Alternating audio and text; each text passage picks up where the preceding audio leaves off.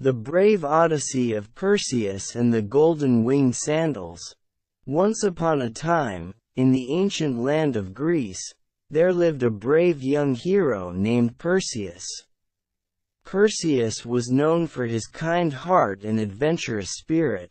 One day, he set out on a journey to find the legendary golden-winged sandals, a magical pair of shoes that could make the wearer fly. Perseus traveled through lush forests, over towering mountains, and across vast seas, guided by the wisdom of his mentor, Athena, the goddess of wisdom and courage. After many days of travel, he arrived at a mystical cave guarded by a wise old owl named Glaucus. "Greetings, Perseus," hooted Glaucus. "To find the golden-winged sandals, you must first solve my riddle." Perseus listened carefully as Glaucus recited the riddle. "I speak without a mouth and hear without ears. I have no body, but I come alive with the wind. What am I?" Perseus thought deeply and then answered with confidence, "You are an echo." "Correct," said Glaucus, his eyes twinkling. "You may pass."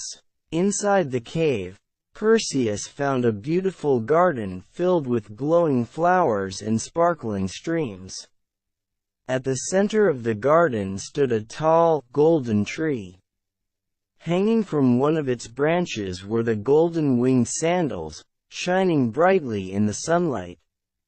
But just as Perseus reached for the sandals, a fierce dragon emerged, its scales glittering like jewels. "You must prove your worthiness, young hero," the dragon roared. "Only those with a pure heart can claim the sandals."